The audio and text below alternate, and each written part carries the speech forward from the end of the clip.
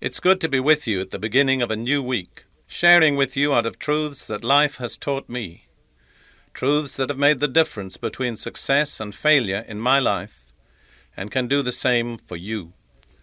This week, I'll be dealing with a theme that is of vital importance for every one of us, without a single exception. My theme is victory over death. Is there something in you that flinches just for a moment at the mention of the word death? Is your first reaction to switch to another program? If so, that's a sure indication that you, in particular, need to stay tuned to this program and to listen carefully to what I'm going to say.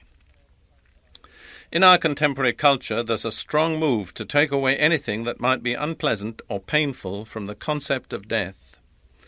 There have been subtle changes in terminology introduced.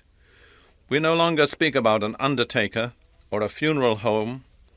Instead, we use phrases such as a parlor of rest or perhaps a chapel of rest. We no longer speak about a cemetery. Instead, we use a phrase such as a memorial garden. And when the body of a dead person is displayed for view before burial, everything possible is done to minimize the change caused by death.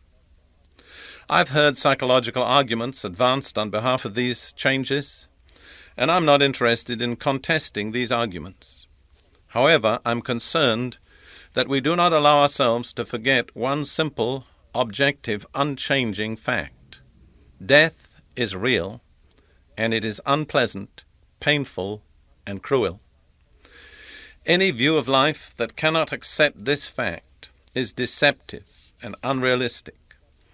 Any philosophy or religion that does not have a positive answer to the fact of death is inadequate to meet the needs of humanity.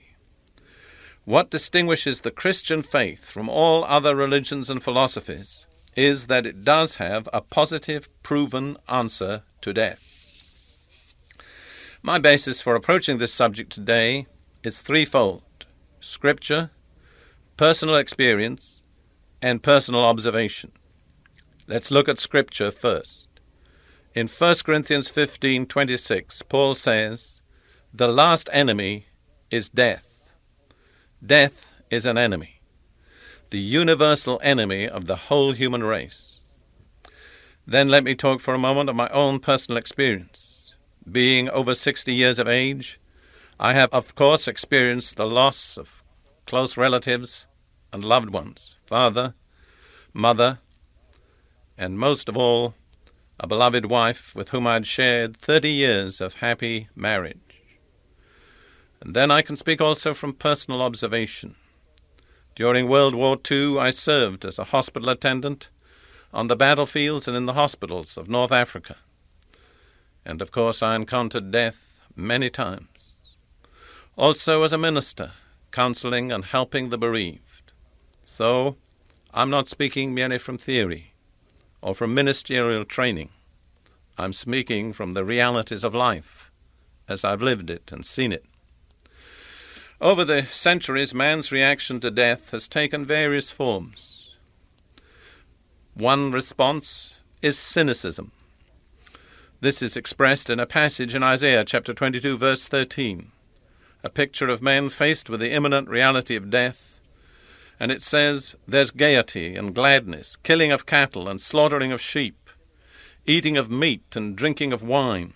Let us eat and drink, for tomorrow we may die." That's just cynical. Let's eat and drink. Death is soon coming. Another reaction is pessimism. This was common in medieval Europe. The whole of the medieval society was prevailed by a sense of death. It occurred in all their letters, their religion, and their books, and even in their art.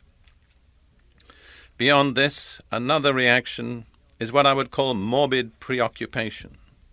This attitude is described by the British poet T.S. Eliot, writing about a poet of the Elizabethan period in England named Webster.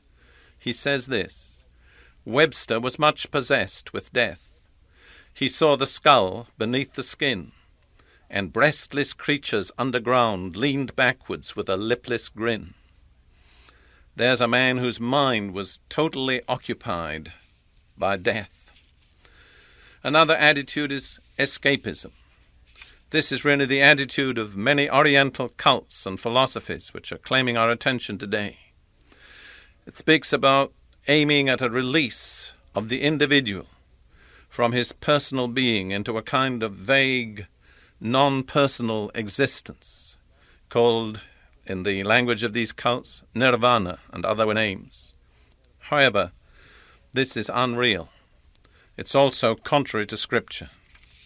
I myself was in that kind of study and cult for quite a while as a younger man, and I found in it nothing but frustration, no fulfillment. Let's turn now to the faithful record of Scripture and see what that has to say. Hebrews 9:27 tells it like it is. It is appointed for men to die once, and after this comes judgment. Somebody has said, you may miss every appointment you ever make while you live, but there are 2 appointments you're going to keep. The first is death. The second is judgment.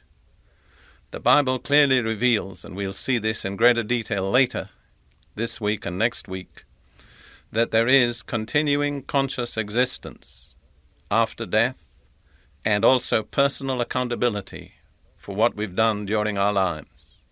That's a word that's not popular today in contemporary culture, accountability.